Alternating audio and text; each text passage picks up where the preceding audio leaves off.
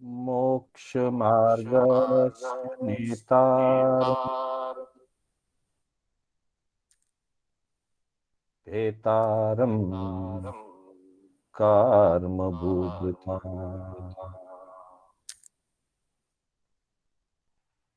ज्ञातारम् विश्वतत्त्वानाम् वन्दे तद्गुणलब्धये वन्दे तद्गुणलब्धये। अनंत उपकारी आस्था के आयाम चरम तीर्थंकर श्रवण भगवान महावीर को वंदन। प्रभु की परंपरा में विचरण करने वाले परम आदरणीय परम उपकारी समस्त चारित्र आत्माओं को वंदन।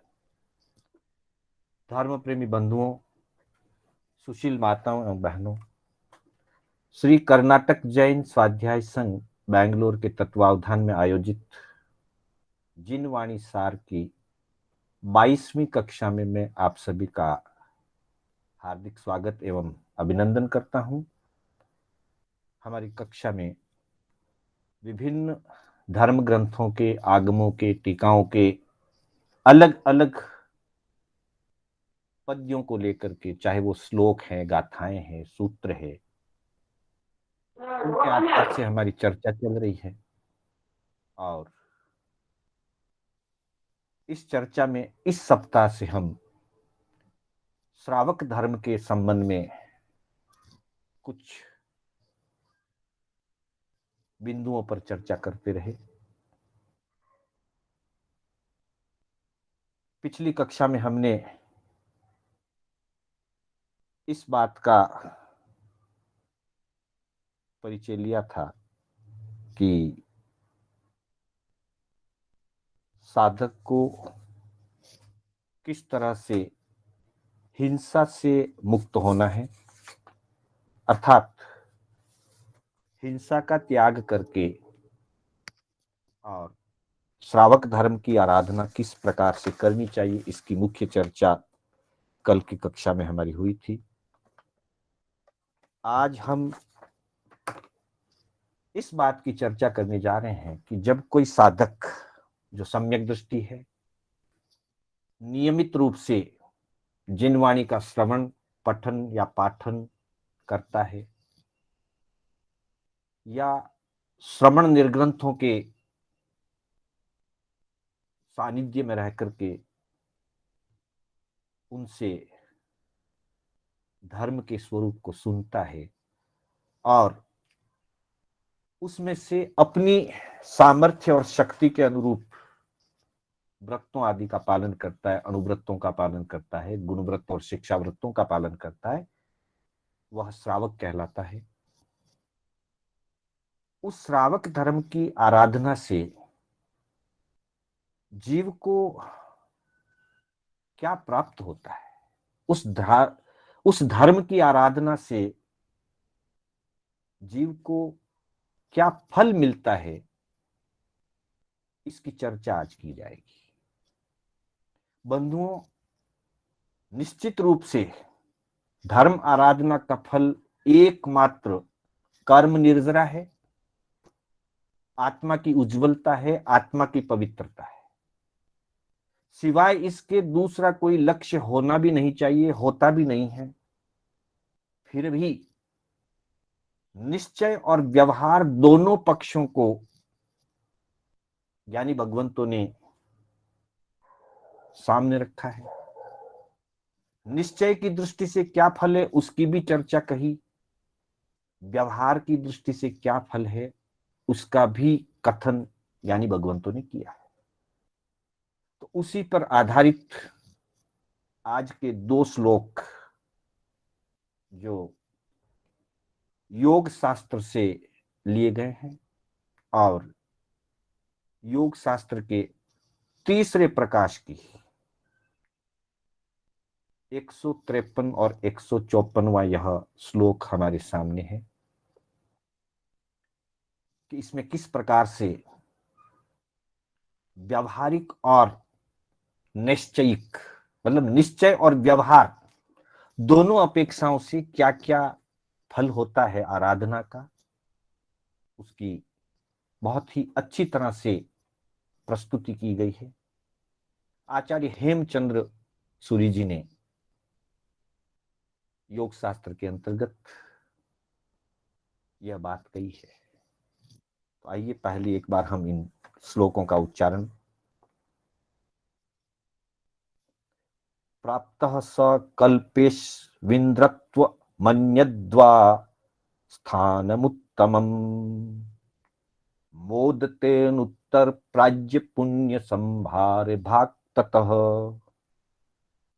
च्युत्वोपद्य मनुष्येषु भुक्ता भोगान सुदुर्लभान विरक्तो मुक्तिमाप्नोति शुद्धात्मांतर्भवाष्टकम।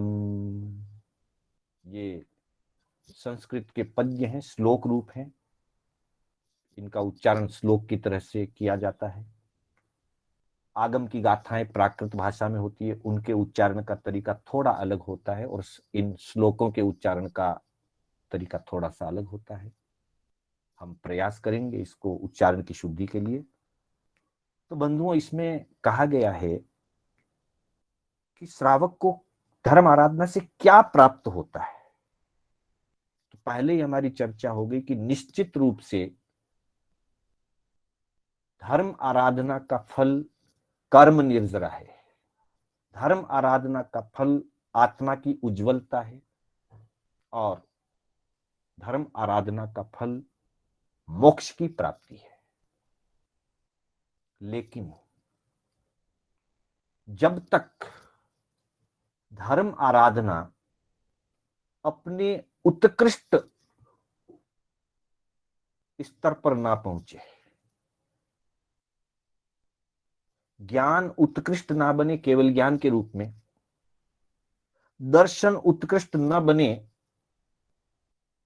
शायिक समकित के रूप में, और चारित्र उत्कृष्ट न बने यथाख्यात शायिक चारित्र के रूप में, वहां तक मोक्ष की प्राप्ति नहीं होती। मोक्ष की उपलब्धि अनंत केवल ज्ञान, अनंत शायिक समकित और अनंत शायिक चारित्र के प्राप्त होने पर होती है। पर उससे पूर्व जो साधना क्रम चलता है, वो चाहे श्रावक धर्म के रूप में चले या साधु धर्म के रूप में, जो साधना क्रम चलता है उतने उतने अंशों में आत्मा में उज्जवलता आती है। जितनी साधना, जितना पुरुषार्थ, जितना पराक्रम, उतनी पवित्रता। कर्मों से उतनी मुक्ति, संसार की आसक्ति से उतनी मुक्ति। मुक्ति तो हो रही है, कर्मों से मुक्ति हो रही है, आसक्ति से मुक्ति हो रही है, लेकिन पूर्णता के बिना उसको मुक्ति नहीं कहा जाता। उसको उज्जवलता कह सकते हैं, पवित्रता कह सकते हैं, उसको शयोपशम कह सकते हैं, उसको आत्म गुणों का विकास कह सकते हैं। पर निश्चय में तो वो मुक्ति ही है। उतने अंशों में हम मुक्त हो चुके और मुक्ति की तरफ आगे बढ़ रहे हैं। तो जब तक पूर्ण मुक्ति प्राप्त नहीं हुई, वहां तक क्या होगा उसको व्यवहार दृष्टि से फल कहा। और जिस दिन साधक अपनी साधना के उत्कृष्ट स्तर को प्राप्त कर लेगा, उसको उसी भाव में मोक्ष की प्राप्ति हो जाएगी। वो साधना का निश्चय फल है। तो यहां कहते हैं प्राप्तः स कल्पेष्विन्द्रत्व मन्यद्वा स्थानमुत्तमम्। जब तक मोक्ष प्राप्त नहीं हुआ, वहां तक जो साधक श्रावक के रूप में भी अपने ग्रहण किए हुए व्रतों का, नियमों का सम्यक रूप से पालन करता है, चाहे छोटे व्रत लिए हैं, कम लिए हैं, ज्यादा लिए हैं, जितने लिए हैं उसने, उसका जो वो सम्यक रूप से आचरण करता है, पालन करता है, शुद्ध रूप से पालन करता है, तो उसका फल यह है कि वह कल्पेशु इंद्रत्वम, कल्प देवलोकों में, यानी कि यहां ये निश्चित हो गया। देखिए, तात्विक दृष्टि से जो बातें कही गई है, हम गति आगति में पढ़ते हैं कि श्रावक की गति 12वें देवलोक तक होती है। 12 देवलोक, 9 लोकांतिक, 21 के पर्याप्ता अपर्याप्ता, 42 की गति बताई गई है। और यहां कह रहे हैं कि कल्पेशु, कल्पेशु इंद्रत्वम, वो कल्प देवलोकों में, यानी कि 12 देवलोक और 9 लोकांतिक उसके अंतर्गत आ जाते हैं। तो 12 प्रकार के देवलोकों में जिनको कल्प कहा गया है, 12 कल्प भी कहते हैं उनको, उन कल्पों में, उन देवलोकों में वो इंद्रत्व की प्राप्ति कर सकता है। यानी कि वो 12 ही देवलोकों में, अलग अलग देवलोकों के जो इंद्र होते हैं, 8 देवलोक के 8 इंद्र अलग अलग होते हैं, 9वें 10वें का एक इंद्र और 11वें 12वें का एक इंद्र, कुल वैमानिक 12 देवलोकों के 10 इंद्र होते हैं। तो श्रावक की जो साधना करता है, श्रावक धर्म की जो पालना करता है, वो इंद्र बन सकता है, पहली बात। दूसरी बात, क्योंकि इंद्र तो सिर्फ 10 ही होते हैं, 12 देवलोकों के सिर्फ 10 ही इंद्र होते हैं। 12 देवलोक के ऊपर, जिनको अहम इंद्र कहा गया है, 9 ग्रैविक और 5 अनुत्रिमान, श्रावक 12वें देवलोक से ऊपर नहीं जाता, अहम इंद्र नहीं बनता। और इंद्र के लिए सिर्फ 10 सीट है, श्रावक तो हजारों लाखों की संख्या में होते हैं, और तिर्यंच के अगर मिला दिए जाए तो असंख्यात हो सकते हैं। तो वे क्या होगा, इंद्र अगर नहीं बने, सारे इंद्र नहीं बन सकते, इंद्र की सीटें सीमित है। तो कह दिया कि अन्यद्वा स्थान उत्तमम, कदाचित इंद्र नहीं बनते हैं तो वे उन्हीं देवलोकों के अंदर अन्य उत्तम स्थान को प्राप्त करते हैं।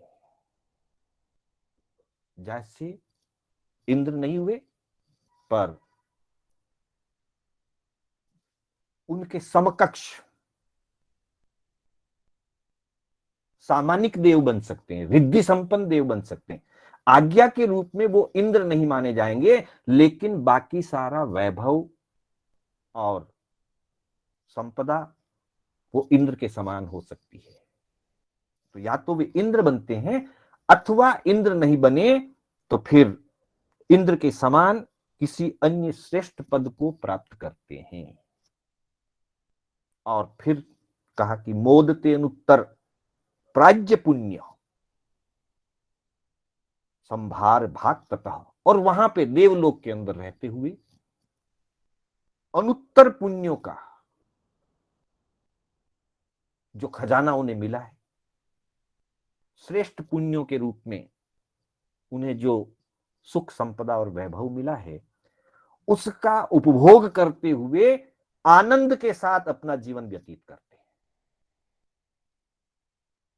या तो इंद्र बनते हैं, इंद्र नहीं बने तो रिद्धि संपन्न देव बनते हैं, उच्च स्थान, उत्तम स्थान वाले वो देव बनते हैं, रिद्धि संपन्न देव बनते हैं। और देव बन करके कर्म निर्जरा के साथ साथ जो पुण्य उपार्जित हुआ है, उस पुण्यों के द्वारा उपलब्ध वैभव और अन्य जो भी उस देवलोक की संपदा है, उस संपदा का बड़ी सहजता से आनंद के साथ उपभोग करते हुए अपना जीवन व्यतीत करते हैं। यह व्यवहार का फल है, निश्चय का फल है। उनकी आत्मा में उज्जवलता आई, आत्मा में पवित्रता आई, उतने अंशों तक कर्म कट गए, सयोपशम बढ़ गया, आत्मा के गुणों का उतना उतना विकास हुआ। ये निश्चय फल है। और व्यवहार फल है कि वो सुखमय जीवन को जीते हैं। फिर आगे क्या होगा, देवलोक का एक लिमिटेड आयु है, वो चाहे 12 देवलोकों की अपेक्षा से, चाहे वो एक पल्योपम हो सकता है कम से कम, ज्यादा से ज्यादा अलग अलग देवलोकों की जहां जहां जो स्थिति है 20 सागरोपम, 22 सागरोपम हो सकता है। आनंद आदि 10 श्रावक पहले देवलोक में उत्पन्न होते हैं, 4 पल्योपम की आयु स्थिति में उत्पन्न होते हैं, जिनका जितना संसार काल बाकी है, जैसी स्थिति बंधी उसके अनुसार अंततः चाहे वो 1 पल्योपम की स्थिति के देव बने और चाहे वो अमुक सागरोपम, 7 सागरोपम, 10 सागरोपम, 15 सागरोपम, 20 या 22 सागरोपम, वो आयुष्य तो पूरा होगा, वो स्थिति तो पूरी होगी। पूरी होने के बाद वहां से चव करके पुनः मनुष्य गति में आना होगा। तो कहा च्युत्वोत्पद्य, वहां से चव करके उत्पद्य मनुष्येषु, देवलोक का आयु पूरा करके ऐसी जो महान आत्माएं जो श्रावक धर्म की या साधु धर्म की आराधना करके जाते हैं, यहां विशेष करके अभी हम श्रावक धर्म की चर्चा कर रहे हैं, जो ऐसे धर्म आराधना करके देवलोक में उत्पन्न होते हैं, वे च्युत्व उत्पद्यते मनुष्येषु, देवलोक से चवकर वहां का आयु पूरा करके मनुष्य गति में उत्पद्य उत्पन्न होते हैं, मनुष्य बनते, कर्म भूमिज मनुष्य बनते हैं। क्योंकि तीसरे देवलोक के ऊपर शनितेन पंचेंद्र भी बन सकते हैं वहां से आने वाले, अथवा मनुष्य बनते हैं, और 9वें से ऊपर वाले तो सिर्फ मनुष्य ही बनते हैं। पहले दूसरे देवलोक में कुछ जीव वहां का आयु पूरा करके बादर, पृथ्वी, पानी, वनस्पति में भी जा सकते हैं, जैसी उनकी आयुष्य बंधे। लेकिन जो साधना करके गए और वहां पर भी जिनका सयोपशम निर्मल और उज्जवल रहा, जिनके परिणाम उज्जवल रहे, मंद आसक्ति के साथ जीवन व्यतीत किया, वैसे जीव पुनः मनुष्य गति में आते हैं, आराधक जीव पुनः मनुष्य गति में आते हैं। तो मनुष्य गति में आने के बाद भुक्त्वा भोगान सुदुर्लभान, वे जब मनुष्य गति में आते हैं तो विशिष्ट और दुर्लभ उनको उपलब्धियां होती है।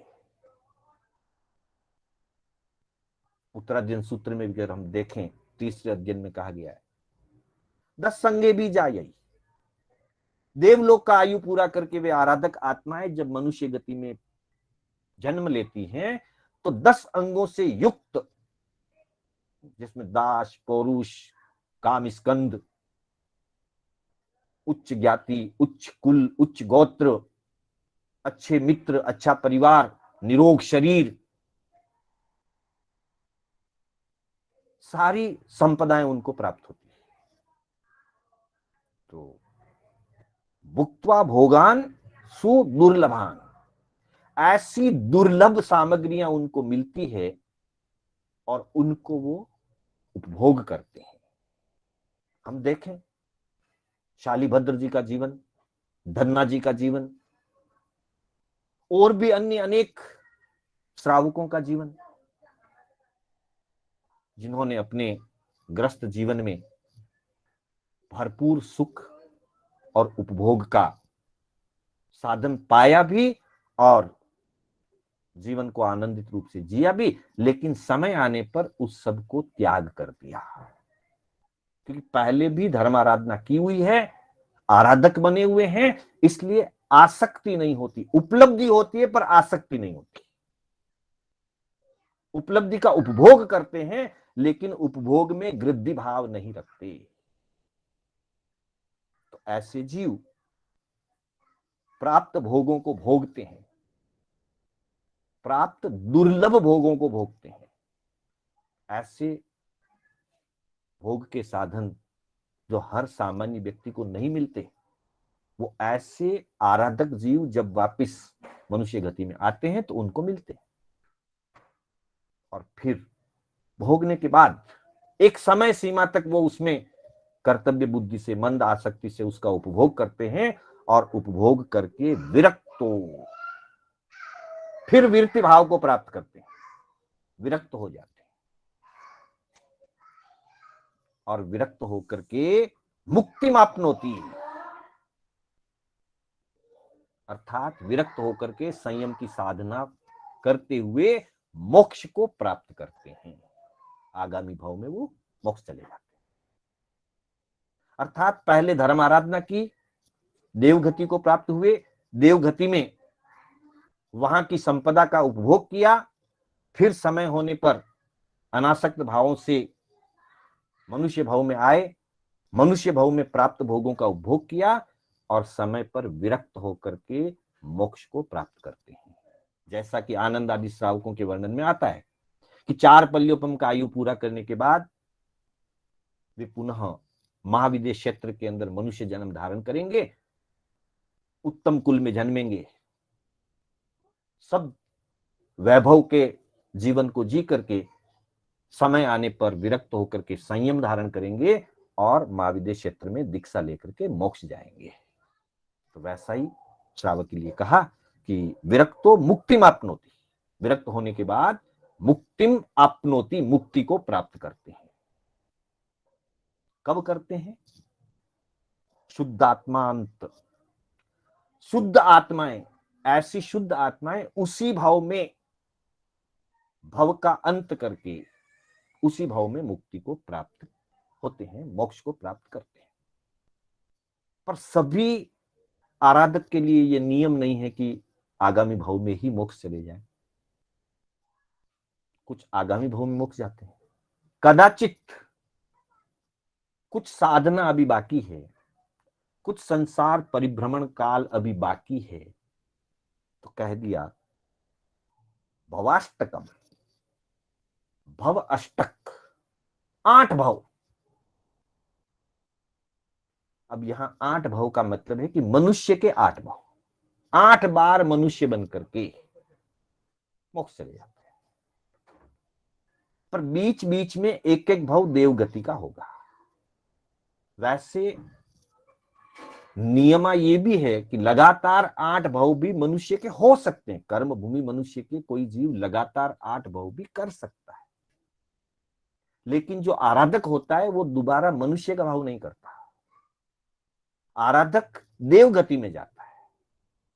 सम्यक दृष्टि आत्मा देवगति का आयुष्य बंद करता है। अगर मनुष्य है तो देवगति का आयु बांधता है, और देवगति में है तो मनुष्य का आयु बांधता है। इसलिए यहां जो भवाष्टकम की जो बात कही है, 8 भव की जो बात कही है, उसका भावार्थ यह है कि 8 भव मनुष्य के और बीच बीच में एक एक भव वैमानिक देवगति का। यूं एक मनुष्य, फिर वैमानिक देव, फिर एक मनुष्य, फिर वैमानिक देव, यूं करते करते आखिरी भव मनुष्य का। तो कुल 7 भव देवगति के और 8 भव मनुष्य गति के। उस 15वें भव में तो नियमतः मोक्ष की प्राप्ति होती ही है। यह श्रावक धर्म की आराधना का निश्चय फल है। जो भी आत्मन सम्यक दृष्टि भाव से ज्ञानी गुरु भगवंतों के मुखारविंद से धर्म का श्रवण करते हैं, क्योंकि श्रावक शब्द का आधार ही सम्यक दृष्टि सहित धर्म का श्रवण है। श्रवण शब्द से ही श्रावक शब्द बना है। श्रवण यानी सुनना, और श्रावक का मतलब है सुनने वाला। क्या सुनना? जिनवाणी, धर्म का स्वरूप। किससे सुनना? ज्ञानी भगवंतों से। संयोग ज्ञानी भगवंतों का न हो तो धर्मशास्त्र के माध्यम से अध्ययन, पठन, पाठन, स्वाध्याय से। विवेक जागृत होना, सुनने से विवेक जगता है, और जब विवेक जगता है तो वो प्रत्याख्यान ग्रहण करता है। सवणे नाणे विन्नाणे पचक खाने, ये अनंत है। वो पचखान ग्रहण करता है, आश्रव द्वारों को रोकता है और आगे चल करके मोक्ष को प्राप्त करता है। तो एक श्रावक धर्म की भी सम्यक आराधना अगर होती है, अनुव्रतों की भी सम्यक आराधना होती है, तो उसका इतना बड़ा फल बताया गया है कि वो देवगति को प्राप्त होता है, इंद्र बनता है, अथवा तो इंद्र के समान अन्य उत्तम स्थानीय रिद्धि संपन्न देव बनता है। वहां का आयु पूरा करके आता है। तो जिस जगह उसका जन्म होता है वो 10 अंग से युक्त उत्तम कुल में उसका जन्म होता है, वहां पर भी वो सुख साता पूर्वक अपने कर्तव्यों को पालन करता हुआ समय आने पर विरक्त होकर के संयम लेता है और उस भव में मोक्ष चला जाता है। कदाचित उस भव में नहीं गया तो अधिकतम 15वें भव में मोक्ष की प्राप्ति होती ही है। यह धर्म आराधना का निश्चय फल है। तो बंधुओं, जो ये बात बताई गई है, यह योग शास्त्र के तीसरे प्रकाश की 153वीं और 154वीं पद्य में श्लोक में बात कही गई है आचार्य हेमचंद्र जी के द्वारा। हम इसको समझें, हम फल के लिए नहीं करें, लेकिन ये फल होता है इस बात का दृढ़ विश्वास रख करके साधना के मार्ग में, धर्म आराधना के मार्ग में हम आगे बढ़े तो निश्चित ही हमारी आत्मा का विकास होगा, आत्म गुणों का विकास होगा और कर्मों से मुक्ति होगी और अंततः हम मोक्ष को प्राप्त करेंगे। इन्हीं भावनाओं के साथ मैं अपने शब्दों को विराम देना चाहूंगा। मेरे बोलने में कोई स्खलना हुई हो अथवा जिनाज्ञा विपरीत कथन हुआ हो तो बारंबार मिच्छामि दुक्कडम। मंगल पाठ के साथ हमारी कक्षा विराम लेगी और सूचना के रूप में कल की कक्षा का प्रस्तुतिकरण हमारे युवा स्वाध्यायी श्री हितेश जी बोहरा करेंगे। कल की कक्षा का प्रस्तुतिकरण हितेश जी बोहरा के द्वारा होगा। मंगल पाठ गुरुदेव की आज्ञा से, बड़े श्रावकों की आज्ञा से। चत्तारि मंगलम अरिहंता मंगलम सिद्धा मंगलम साहू मंगलम केवली पनत्तो धम्मो मंगलम। चत्तारि लोगुत्तमा अरिहंता लोगुत्तमा सिद्धा लोगुत्तमा साहू लोगुत्तमा केवली पनत्तो धम्मो लोगुत्तमो। चत्तारि शरणं पवज्जामि अरिहन्ते शरणं पवज्जामि सिद्धे शरणं पवज्जामि साहू शरणं पवज्जामि केवली पनत्तम धम्मम शरणं पवज्जामि। अरिहंतों का शरणा, सिद्धों का शरणा, साधु जी का शरणा, केवली परुपित दया धर्म का शरणा। चार शरणा दुर्गति हरना और न शरणा कोई, जो भव्य प्राणी आदरे तो अक्षय अमर पद होय। श्रवण भगवान महावीर स्वामी की जय, समस्त चारित्रात्माओं की जय, सभी से सादर जय जिनेन्द्र। जय जिनेन्द्र मास्टर जी। जय जिनेन्द्र मास्टर जय जिनेन्द्र सर। जय जिनेन्द्र। जय गुरुदेव जय जिनेन्द्र मास्टर कर एक सेकंड लो। जय जिनेन्द्र। जय जिनेन्द्र मास्टर जी। जय जिनेन्द्र सर। जय जिनेन्द्र। जय जिनेन्द्र मास्टर जी। जय जिनेन्द्र। जय जिनेन्द्र साहब। जय जिनेन्द्र साहब। जय जिनेन्द्र मास्टर जी। जय जिनेन्द्र। जय जिनेन्द्र मास्टर जी। जय जिनेन्द्र। बोल दी ना। जय जिनेन्द्र। जय जिनेन्द्र। जय जिनेन्द्र। मास्टर जी एक जिज्ञासा कुछ। हाँ जी बोलिए। मास्टर जी वो जो 15 भव होते हैं, मतलब जो 8 भव मनुष्य के, तो उन 8 भव में फिर वापस श्रावक बनते ही ऐसे नियम, मतलब ऐसा नियम नहीं है, होता ही है क्या? प्राय बनते हैं, प्राय बनते, पर आराधक होना तो जरूरी है। मतलब वो सम्यक दृष्टि से, श्रावक पने से या साधु पने से किसी न किसी रूप में उनकी आराधना तो होगी, क्योंकि वो फर्स्ट भाव में बेस बन गया। बस फर्स्ट भाव में अगर वो आराधक का बेस अगर बन गया, आराधक का मतलब यही है कि सम्यक्त्व दशा में आगामी भाव का आयुष्य बंद हो जाए। जिस समय आयुष्य बंद हो रहा है उस समय निश्चित रूप से सम्यक दृष्टि आत्मा है, तो ही उसको आराधक कहा जाता है और तब वो अधिकतम 15वें भाव में मोक्ष प्राप्त करता है। ओके मास्टर जी। जय जय जय जिनेन्द्र।